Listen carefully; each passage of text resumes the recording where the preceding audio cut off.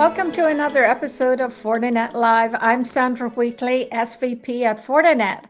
And today I'm delighted to have Hanan Habshi, who is Assistant Teaching Professor at Carnegie Mellon University. And we're here to talk about the cyber skills shortage as well as the latest Fortinet research. Welcome, Hanan. How are you? I'm very good. Thank you, Sandra. How are you? I'm great, and thanks for being here today. I was wondering if you could start by sharing a little bit more about your background and your current focus at Carnegie Mellon University. Sure. I'm Hanan Habshi. I'm an assistant teaching professor at the Information Networking Institute at Carnegie Mellon. I am also affiliated with CyLab, which is CMU's Center for Cybersecurity and Privacy. And I do, in addition to teaching a number of security courses, I also conduct research related to workforce development in cybersecurity, things like expert decision making, security requirements, usable security and privacy. I'm also one of the faculty conducting research or principal investigators for PICO CTF, an online platform for cybersecurity education that encourages learning at an early age through introducing cybersecurity concepts in games. I advise a number of security students. And I've been a student of Carnegie Mellon myself sometime in the past. I got my master's in security and my PhD from CMU. Excellent. Thank you for that. Well, we know from our research that the cyber skills gap continues to be one of the biggest challenges facing security organizations. In fact, 80% of the respondents said that a lack of cyber skills and awareness really contributed to breaches. And 64% of those respondents said that cybersecurity breaches resulted in a loss of revenue and fines.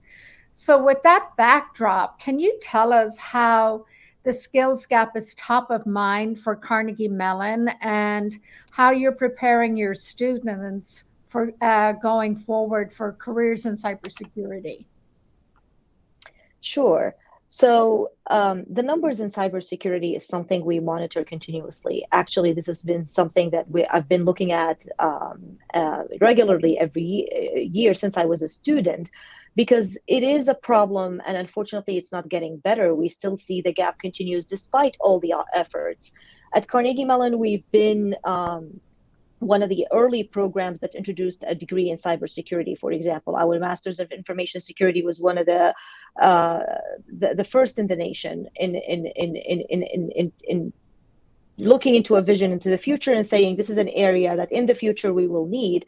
And since then, we do not offer only one degree. We offer multiple paths for people to think about cybersecurity, and hopefully we can contribute to increasing the workforce in the area. So undergrads have two options of minors that specialize in cybersecurity and privacy.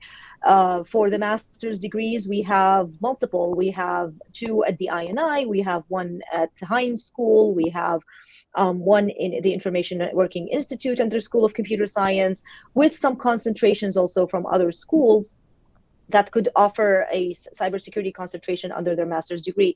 For the PhD programs, we have a number of faculty who study in that area. We're trying to accommodate this workforce need through multiple levels. So we're of talent. We try to collaborate with also local partners. So maybe we can have some initiatives out there where we can introduce cybersecurity at an early stage, or maybe incorporate some curriculum at other non-four-year degree institutions, because we realize that this is a big area.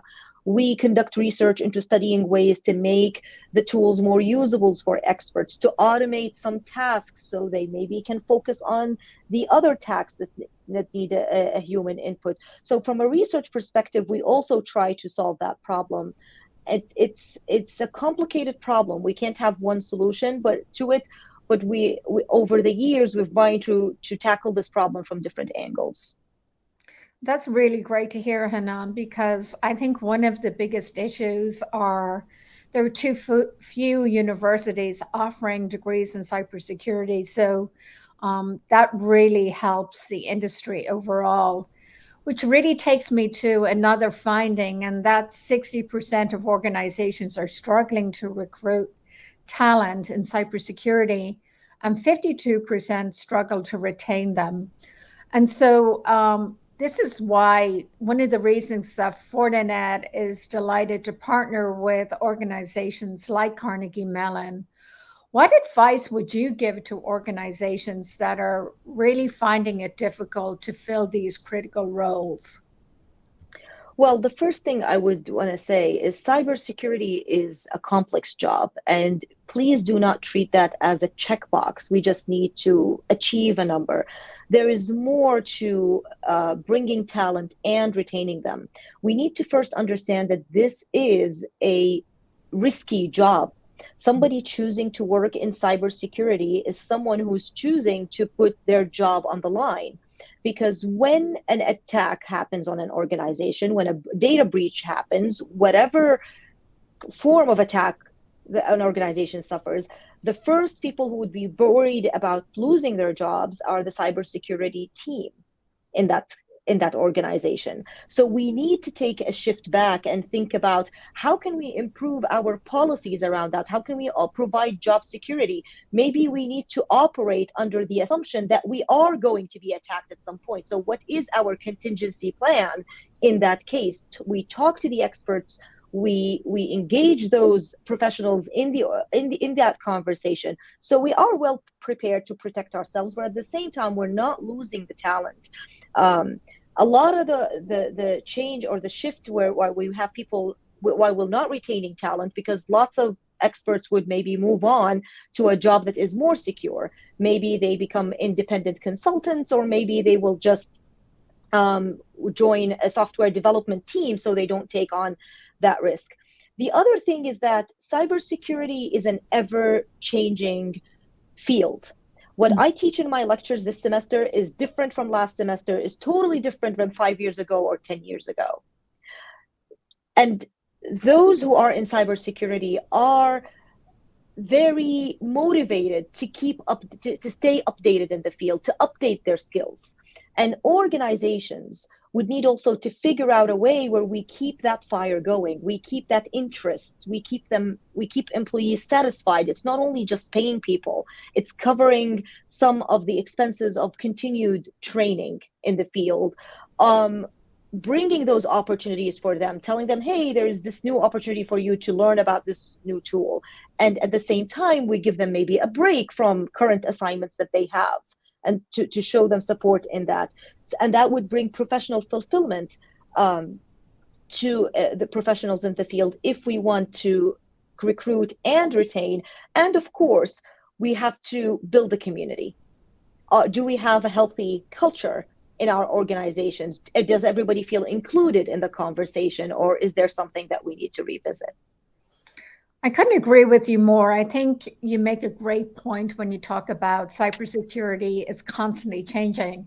And I think that's one of the things that makes it such an exciting and interesting industry.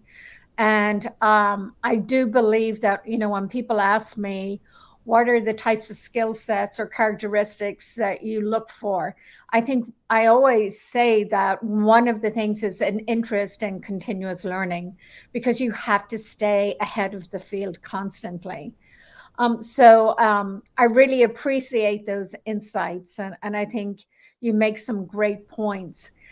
Is there anything else that we haven't covered that you'd like to share with the audience on this particular topic? Well, I would like to say first is that there is a room for everyone in cybersecurity. There is an image in people's heads that you have to be a nerdy nerd, or somebody stuck to your computer the whole time, or somebody who wants to do bad things by getting into people's systems. And that's all untrue stereotypes.